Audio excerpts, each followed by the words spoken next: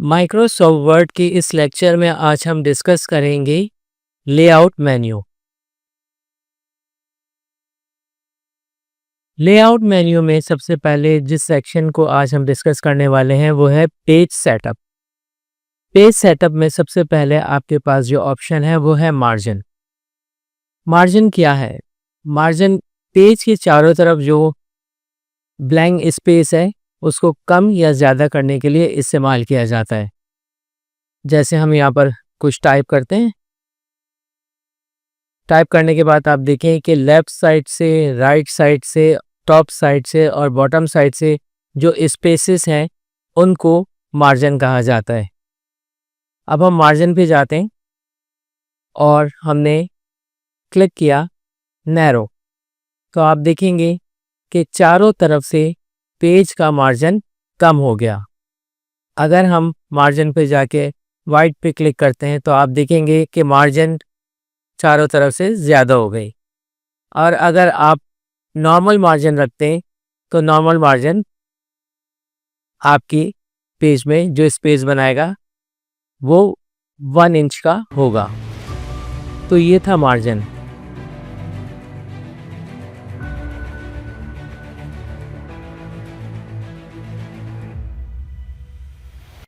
अब आ जाइए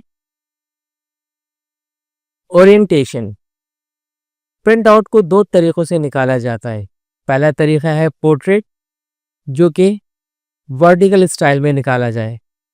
एक है लैंडस्केप, जो हॉरिजॉन्टल टाइप में प्रिंट आउट को निकालेगा। तो ये है ओरिएंटेशन, पोर्ट्रेट और लैंडस्केप। अब आ जाइए साइज।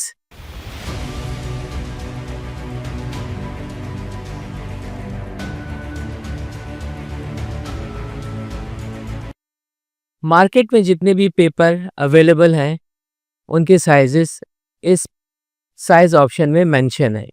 नॉर्मली जो हम प्रिंट आउट निकालते हैं वो A4 साइज में निकालते हैं, तो लिहाजा आप A4 पे क्लिक करेंगे तो आपका पेज का साइज A4 में कन्वर्ट हो जाएगा।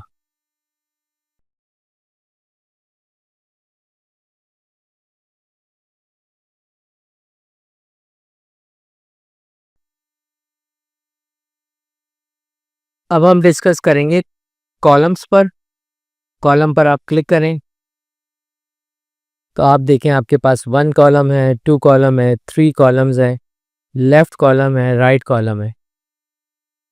फॉर एग्ज़ाम्पल अगर हम यहाँ पर 2 कॉलम पर क्लिक करेंगे तो आप देखेंगे कि आपके रूलर पर डिवीज़न हो गई है, पहला कॉलम और ये दूसरा कॉलम।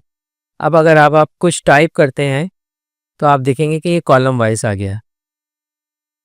अब अगर आपको सेकंड कॉलम पर कुछ टाइप करना है तो आपको ब्रेक पे जाना पड़ेगा और ब्रेक में आपके पास है कॉलम।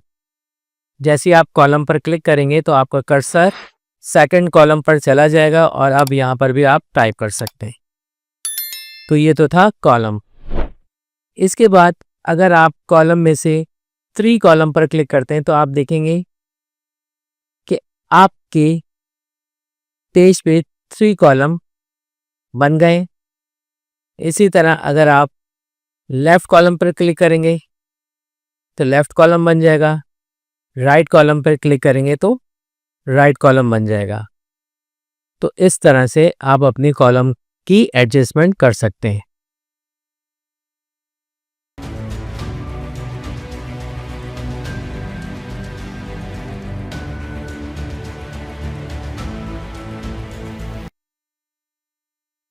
अब आ जाए लाइन नंबर पर। अगर आप चाहते हैं कि आप अपने पैराग्राफ की हर लाइन पर नंबर्स लगा दें तो आप लाइन नंबर का इस्तेमाल करते हैं। लाइन नंबर पर आपने क्लिक किया और कंटिन्यूअस पे क्लिक कर दीजिए। आप देखेंगे कि तमाम लाइंस पर लाइन नंबर लग चुके हैं। इसी तरह अगर आप रीस्टार्ट ईच पेज पर क्लिक करते हैं तो दूसरे पेज पे नए सिरे से लाइन नंबर लग जाएंगे। इसी तरह अगर आप लाइन नंबर को हटाना चाहते हैं तो आप नन पर क्लिक कर दीजिए, तो लाइन नंबर आपके हट जाएंगे।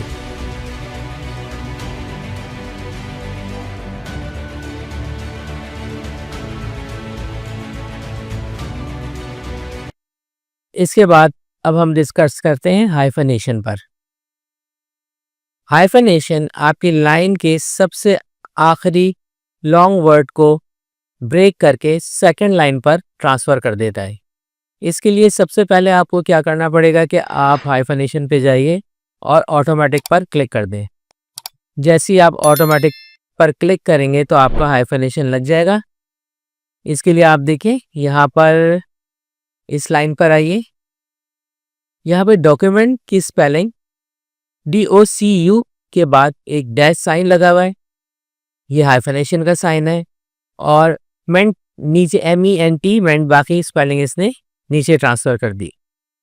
अगर आप लेट्स सपोज हाइफनेशन को हटाते हैं, नन करते हैं, तो आप देखेंगे कि इसने इतना स्पेस खाली छोड़ दिया और डॉक्यूमेंट की स्पेलिंग पूरी नीचे ट्रांसफ़र कर दी। तो इस तरह से आपका इतना स्पेस जो है वो बेकार हो गया। तो लिहाजा हाइफनेशन एक्स्ट्रा स्पेसेस को कवर करके बाकी लॉन्ग स्पेलिंग को ब्रेक करके सेकंड लाइन पर ट्रांसफ़र कर देता है। तो ये था आपका हाइफनेशन।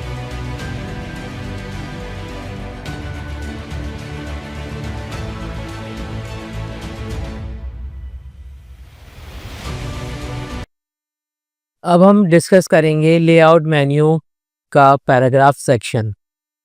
इसके लिए आपको पैराग्राफ को सिलेक्ट करना पड़ेगा और पैराग्राफ को सिलेक्ट करने के बाद अब आप आ जाएं इंडेंट पर। इंडेंट पर आपके पास है लेफ़्ट, यानी पैराग्राफ को अगर आप लेफ़्ट से मूव करवाना चाहें तो आप करवा सकते हैं। वापस अपनी जगह पे लेकर आना चाहें तो नीचे वाले बटन पर प्रेस करें। तो इस तरह से आप लेफ़्ट इंडेंट को कंट्रोल कर सकते हैं। इसी तरह अगर आप राइट इंडेंट पर क्लिक करेंगे तो राइट से आपका पैराग्राफ कम होता हुआ नज़र आएगा, लाइन नीचे की तरफ ट्रांसफ़र होती हुई नज़र आएगी। और अगर आपको लाइन को दोबारा से सही करना है तो आप राइट इंडेंट पर नीचे वाले बटन पर क्लिक करें। तो इस तरह से ये लाइन आपकी एडजस्ट हो जाएगी। इसी तरह अगर आप स्पेसिंग, पैराग्राफ की बिफोर स्पेसिंग आप देना चाहते हैं पैराग्राफ को, तो आप बिफोर पर क्लिक कर दें। स्पेसिंग को ख़त्म करना चाहते हैं तो नीचे वाले बटन पर क्लिक कर दें। इसी तरह पैराग्राफ के आफ्टर स्पेस देना चाहते हैं तो आप पैराग्राफ पर आफ्टर पर क्लिक कर दीजिए। इस तरह से पैराग्राफ के बाद आपको स्पेस नज़र आ जाएगा। इसी तरह इसको कम करना चाहते हैं तो इस तरह कम भी कर सकते हैं, बढ़ाना चाहते हैं तो बढ़ा भी सकते हैं। तो ये था बिफोर पैराग्राफ स्पेसिंग और after paragraph spacing.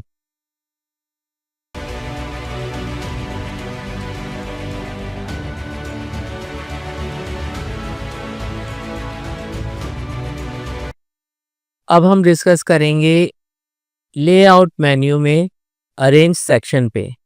Arrange section में सबसे पहले आपके पास ऑप्शन है पोजीशन का। तो सबसे पहले तो पोजीशन को डिस्कस करने से पहले हम एक पिक्चर को इंसर्ट करवाते हैं। इंसर्ट मेन्यू पे जाकर पिक्चर, और आपने कोई सी भी पिक्चर को सेलेक्ट किया, इंसर्ट करवाया, और बॉर्डर वगैरह देना है तो आप दे दीजिए। अब आप देखें कि पिक्चर इंसर्ट हो गई, लेकिन पिक्चर का जितना एरिया राइट साइड पर है ये आपको ब्लैंक नज़र आ रहा है। यानी जितनी बड़ी पिक्चर होगी उतना ब्लैंक एरिया आपको राइट साइड पर नज़र आएगा। अब इसको कवर करने के लिए आप लेआउट मेन्यू पर आइए और आपके पास है पोजीशन। पोजीशन पर आने के बाद आप पहली पोजीशन को सेलेक्ट कर लीजिए। देखें तो जो भी ब्लैंक एरिया था वहाँ पर टेक्स्ट ट्रांसफ़र हो गया है। तो पिक्चर जो है वो आपकी पोजीशन के हिसाब से सेट हो गई। अगर आप इस पोजीशन को राइट साइड पे लेना चाहते हैं या सेंटर में लेना चाहते हैं, ये डिफरेंट पोजीशन है। जिस पोजीशन पर भी आप अपनी पिक्चर को रखना चाहें उस पर आप रखकर क्लिक कर दीजिए। तो ये तो था पोजीशन। अब आ जाइए टेक्स्ट रैप। टेक्स्ट रैप पर आने के बाद आप अगर आप चाहते हैं बिहाइंड टेक्स्ट, तो देखें पिक्चर आपकी बिहाइंड चली गई, टेक्स्ट आपका ऊपर आ गया। और अगर आप टेक्स्ट से ऊपर आने के बाद in front text, picture text के ऊपर आ जाएगी। ये देखें पिक्चर टेक्स्ट के ऊपर आ गई है। इसी तरह अगर आप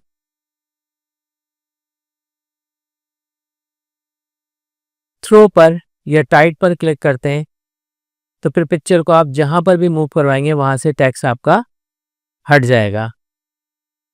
ये देखें जहां पर भी पिक्चर जा रही है वहां से टेक्स्ट आपका हट जा रहा है। तो इस तरह से आप पिक्चर को मूव करवा सकते हैं। तो ये तो था आपका टेक्स्ट रैप।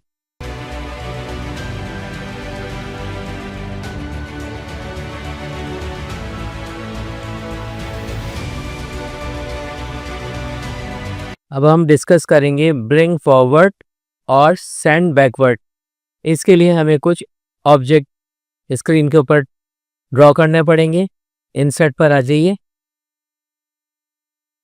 और इंसर्ट पर कुछ शेप्स हम ड्रॉ करते हैं।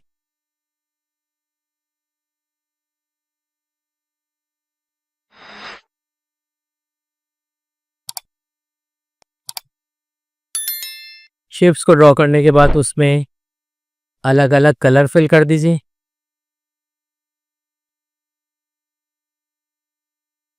अब आ जाइए लेआउट मेन्यू पर। यहाँ पर आपके पास सेंड बैकवर्ड है। जब आप इस पर क्लिक करेंगे तो आपका रेड एरो ब्लैक एरो के पीछे चला जाएगा। फिर दोबारा से अगर आप सेंड बैकवर्ड करते हैं तो रेड एरो जो है वो बिल्कुल हार्ट के पीछे चला जाएगा। इसी तरह अगर आप ब्रिंग फॉरवर्ड करते हैं तो रेड एरो हार्ट के ऊपर आ जाएगा। फिर अगेन अगर आप ब्रिंग फॉरवर्ड करते हैं तो रेड एरो ब्लैक एरो के ऊपर आ जाएगा।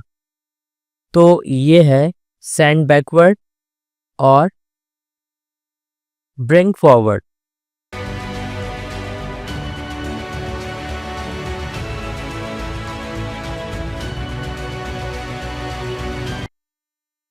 इसके बाद आ जाइए सिलेक्शन पैन।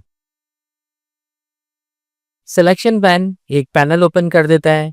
यहाँ पर जो भी आपने शेप ड्रॉ करें वो यहाँ पर आपको डिस्प्ले हो रहे हैं।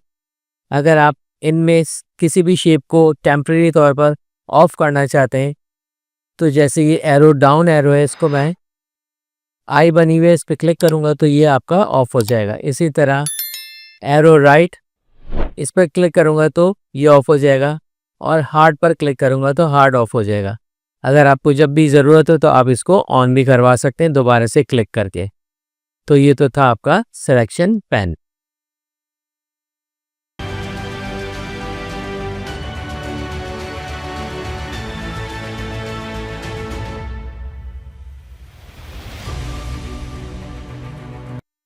अब हम डिस्कस करेंगे अलाइन पर। उसके लिए सबसे पहले हमें दो शेप ड्रॉ करना पड़ेंगे। इंसर्ट मेन्यू पर आइए, शेप मेन्यू पर जाएं और शेप को ड्रॉ करें। जैसे हमने ये एक हार्ट को ड्रॉ किया और इसके बाद फिर शेप मेन्यू पे जाकर हमने एक स्माइली फेस को ड्रॉ कर लिया। आप इसको कलर दे दीजिए। अब आपने दोनों ऑब्जेक्ट को शिफ्ट प्रेस करके सेलेक्ट कर लेना है और सेलेक्ट करने के बाद लेआउट मेन्यू पे जाएं और लेआउट मेन्यू पर आपके पास ऑप्शन है अलाइन का। अब अगर आप अलाइन लेफ्ट करेंगे तो आप देखेंगे कि ऑब्जेक्ट आपका लेफ्ट साइड पे मूव कर गया है। अलाइन सेंटर करेंगे तो सेंटर पर आ जाएगा। अलाइन राइट करेंगे तो राइट पर आ जाएगा। अलाइन टॉप करेंगे तो टॉप पर आ जाएगा। अलाइन मिडिल करेंगे तो मिडिल पर आ जाएगा और अलाइन बॉटम करेंगे तो बॉटम पर आ जाएगा। तो ये था अलाइन करने का तरीका। इसके बाद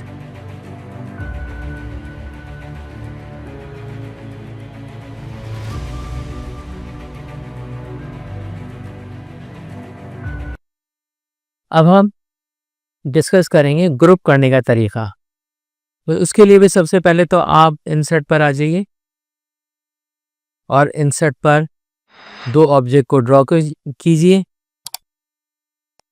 दो ऑब्जेक्ट को ड्रॉ करने के बाद इन दोनों को आपने शिफ्ट प्रेस करके सेलेक्ट कर लिया।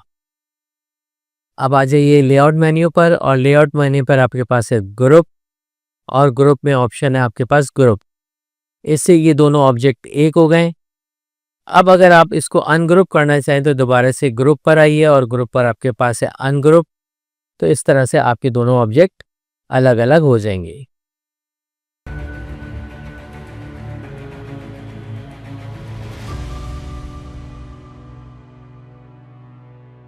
अब आ जाए रोटेशन पर।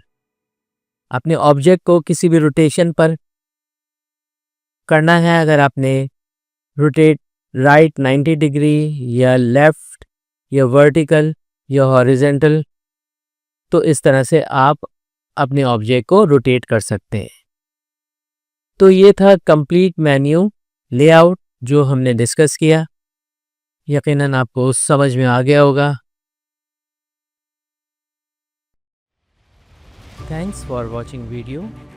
ये वीडियो आपके स्किल को बढ़ाने में ज़रूर मददगार साबित होगी। वीडियो को लाइक, शेयर और सब्सक्राइब ज़रूर कीजिएगा, और हाँ, बेल के आइकॉन बटन को ज़रूर प्रेस कीजिएगा ताकि हर आने वाली वीडियो का नोटिफिकेशन आपको बर वक्त मिल सके। शुक्रिया।